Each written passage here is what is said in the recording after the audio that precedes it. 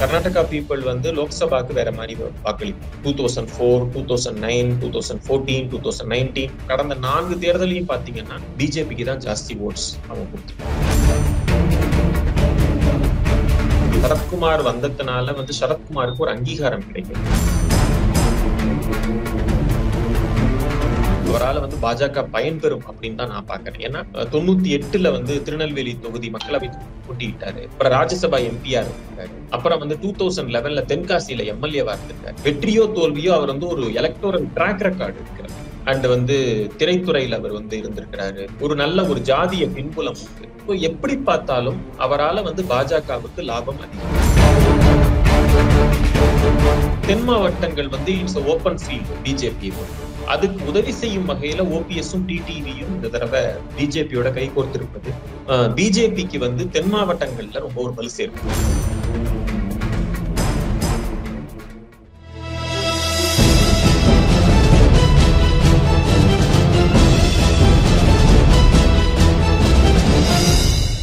அன்பு ஒரே நாடு நேயர்களுக்கு வணக்கம்.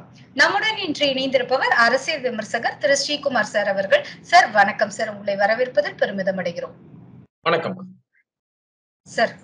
பரபரப்பான அரசியல் சூழ்நிலையில பாஜக தன்னுடைய 2ஆம் கட்ட வேட்பாளரையும் அறிவிச்சிட்டாங்க. ஆர்வமா எதிர்பார்த்த தமிழ்நாடு லிஸ்ட் இன்னும் வரல. அது சற்று ஏமாற்றம் அளித்தாலும் பாஜகவினுடைய 2வது வேட்பாளர் லிஸ்ட்ல நம்ம என்ன சார் தெரிஞ்சுக்க முடியுது? ஆமா, நீங்க சொல்ற மாதிரி ஃபர்ஸ்ட் லிஸ்ட் வந்து ஒரு 1 வீக் முன்னாடி அனௌன்ஸ் பண்ணிருந்தாங்க. கிட்டத்தட்ட 195 கான்ஸ்டிடியூன்ஸ். இந்த தடவை வந்து அரௌண்ட் 72 நினைக்கிறேன் அத்தனை பேர் வந்து அறிவிச்சிருக்காங்க. இதுல என்னன்னா கூடுமான வரைக்கும் பல மாநிலங்கள் வந்து ஃபுல்லாவே அனௌன்ஸ் பண்ணிட்டாங்க. இந்த 2 லிஸ்டுக்குள்ள வந்து ஃபுல்லாவே கவர் ஆயிடுச்சு. ஃபார் எக்ஸாம்பிள் மத்திய பிரதேஷ் ஃபுல்லா ஆயிடுச்சு, சத்தீஸ்கர் ஃபுல்லா ஆயிடுச்சு, அஸ்ஸாம், அருணாச்சல் பிரதேஷ், திரிபுரா, இது போன்ற மாநிலங்கள் அவங்க வந்து ஃபுல்லா அனௌன்ஸ் பண்ணிட்டாங்க. ஜம்மு காஷ்மீர்ல ஜம்மு பிராந்தியம் அனௌன்ஸ் பண்ணியாச்சு. தெலுங்கானால பெருவாரியா அனௌன்ஸ் பண்ணிட்டாங்க. கர்நாடகால பெருவாரியா அனௌன்ஸ் பண்ணிட்டாங்க. அதே மாதிரி குஜராத் அதுல வந்து பெருவாரியா அனௌன்ஸ் பண்ணிட்டாங்க. ஸோ மிச்சம் இருக்கிறது பாத்தீங்கன்னா இப்போ வந்து ஒடிஷா, தமிழ்நாடு, இது போன்ற மாநிலங்கள், ஆந்திர பிரதேஷ், ஒரு சில மாநிலங்கள், பஞ்சாப், இதுக்கெல்லாம் வந்து அவங்க இன்னும் டச்சே பண்ணல. சோ நீங்க சொல்ற மாதிரி தமிழ்நாடு வந்து பெண்டிங்கா இருக்குது. பீகாரும் அந்த மாதிரி அனௌன்ஸ் பண்ணல. மத்தபடிக்கு எல்லாமே உத்தராகண்ட் எல்லாம் முடிச்சுட்டாங்க. உத்தரப்பிரதேஷும் 70 சீட்ஸ் அவங்க கான்டெஸ்ட் பண்றதா இருக்காங்கன்னு நினைக்கிறேன். 75 சீட்ஸ், டோட்டல் 80 சீட்ஸ்ல அதுல வந்து 51 சீட்ஸ் அனௌன்ஸ் பண்ணிட்டாங்க.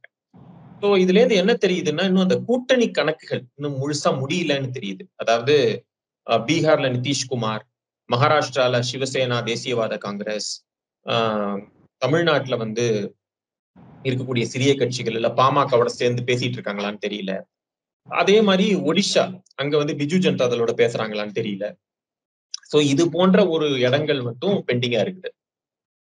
சோ தமிழ்நாட்டுல வந்து எப்படி பண்ண போறாங்கிறத நம்ம பொறுத்திருந்து பார்க்கணும். அநேகமா 3வது லிஸ்ட்ல வந்து தமிழ்நாடுடைய பேர் வந்து கண்டிப்பா வந்துடும். சார், இந்த 2ஆம் கட்ட வேட்பாளர்கள்ல குறிப்பிடப்படும்படியா யார் யாரு சார்? அநேகமா அனைத்து எம்பிக்களுமே இதுல குறிப்பிட்டிருக்காங்களா சார்? நிறைய பேர் கட் பண்ணிருக்காங்க.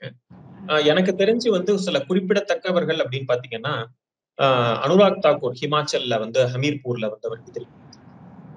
நாக்பூர் தொகுதியில நிதின் கட்கரி. சில மாற்றங்கள் எங்கன்னு பாத்தீங்கன்னா, ஹரியானாவுடைய முன்னாள் முதலமைச்சர் மனோகர்லால் கட்டர் அவர் வந்து கர்னல் தொகுதியிலிருந்து போட்டி போடுறாரு. அதே மாதிரி கர்நாடகாவில பசவராஜ் பொம்மை முன்னாள் முதலமைச்சர், அவர் ஹவேரி தொகுதியிலிருந்து போட்டி போடுறாரு.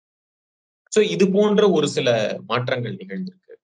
அதே மாதிரி மைசூர் மகாராஜாவுடைய சாம்ராஜ உடையார் அவருடைய வம்சம் வந்த யதுவீர் உடையார் அவர் வந்து மைசூர் தொகுதியில இருந்து போட்டி போடுறாரு. சில மாற்றங்கள் இது மாதிரி வந்திருக்கு. மற்றபடிக்கு வந்து நிறைய கட்சியில வந்து கீழ்மட்ட லெவல்ல இருந்து வேலை செஞ்சவங்களுக்கு வந்து சீட் கொடுத்துருக்காங்க. குறிப்பா குஜராத்லயும், மகாராஷ்டிராலையும், கர்நாடகாலையும், தெலுங்கானாலையும். ஏன்னா தெலுங்கானால வந்து பிஜேபியோட துணை தலைவரா இருக்கிற அருணா, டிகே அருணான்னு சொல்லுவாங்க, அவங்க வந்து மெஹபூப் நகர்ல இருந்து அவங்களுக்கு சீட் கொடுத்துருக்காங்க.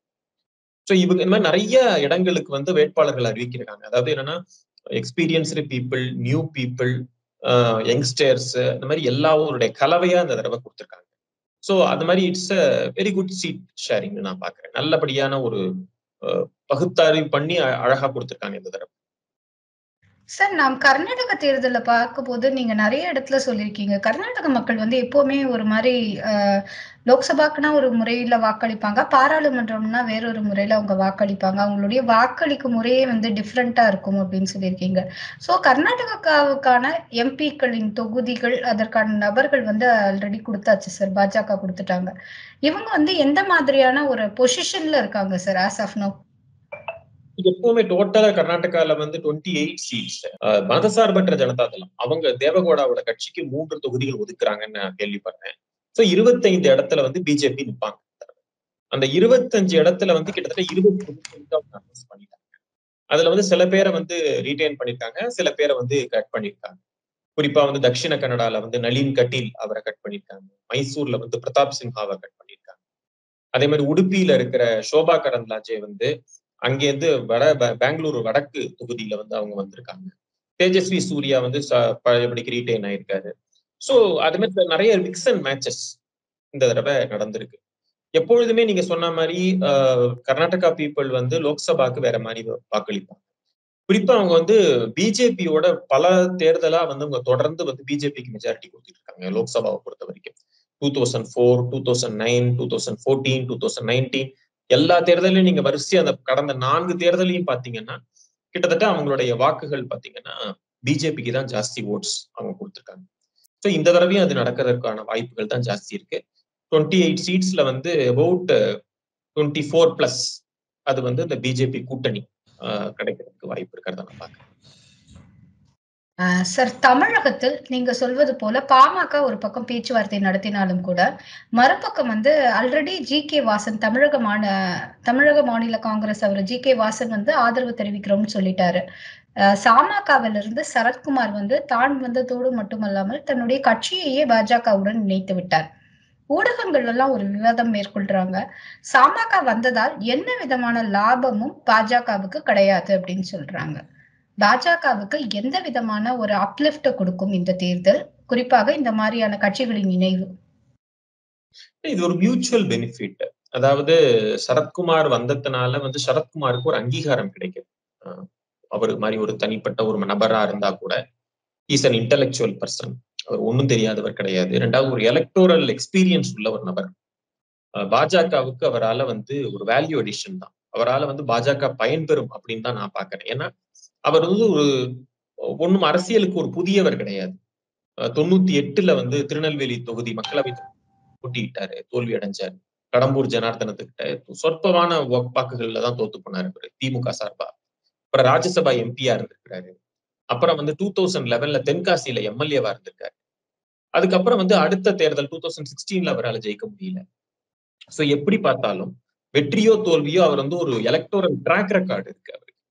ரெண்டாவது ஒரு ஹீஸ் அ லேர்னட் பர்சன். அவர் ஜெர்னலிசம் பார்த்திருக்காருன்னு சொல்றாங்க. அண்ட் வந்து திரைத்துறையில அவர் வந்து இருந்திருக்கிறாரு. அந்த சங்கத்துல வந்து தலைவரா இருந்திருக்கிறாரு. அவருக்கு வைடர் கான்டாக்ட்ஸ் உண்டு. ஒரு நல்ல ஒரு ஜாதிய பின்புலம் உண்டு.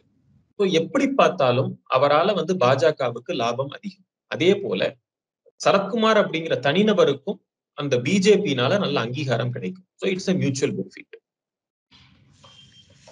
ஓபிஎஸ் தினகரன் சென்ற முறை 2021 அந்த தேர்தல்ல வந்து கிட்டத்தட்ட தினகரன் அவர்கள் வந்து தனித்து போட்டியிட்டதால் தென் மாவட்டங்கள்ல குறிப்பா சொல்லணும்னா டெல்டா அந்த தென் மாவட்டங்கள்ல 30 தொகுதி கிட்டத்தட்ட தினகரன் அவர்கள் வந்து வாக்க பிரிச்சு எடுத்துட்டு போயிட்டாரு அதிமுக கிட்ட இருந்து. அதனால்தான் 4.5 வருடம் இபிஎஸ் வந்து ஒரு ஆட்சி கொடுத்தாலும் கூட அவரால் மீண்டும் அந்த இடத்துல வந்து பின்தங்கி இருந்ததற்கு காரணம் அஇஅதிமுகன்னு சொல்லப்பட்டது.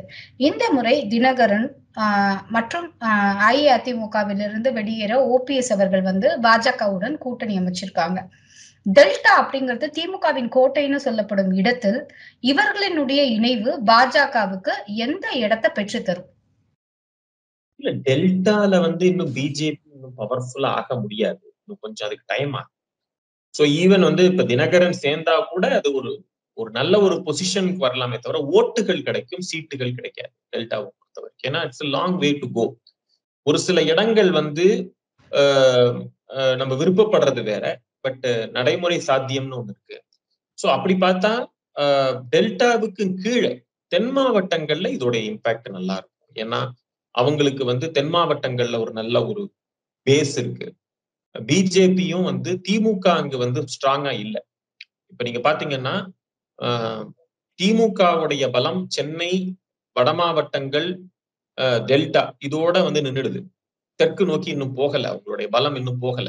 என்னதான் அவங்களுக்கு ஒரு பவர்ஃபுல் லீடர்ஸ் எல்லாம் இருந்தா கூட அந்த அளவுக்கு வந்து இந்த முறை 2024 பொறுத்த வரைக்கும் திமுக வந்து பவர்ஃபுல்லா எடுத்துட்டு போக முடியல தென் மாவட்டங்களை பொறுத்த வரைக்கும். மேற்கு மாவட்டத்துல இன்னும் அதிமுகவோட ஓட்ஸ் இன்னும் கொஞ்சம் இருக்கு. அப்படி பாத்தீங்கன்னா தென் மாவட்டங்கள் வந்து இட்ஸ் ஓப்பன் ஃபீல்டு பிஜேபியை பொறுத்த வரைக்கும். அதுல வந்து பிஜேபி கான்சென்ட்ரேட்டும் பண்றாங்க.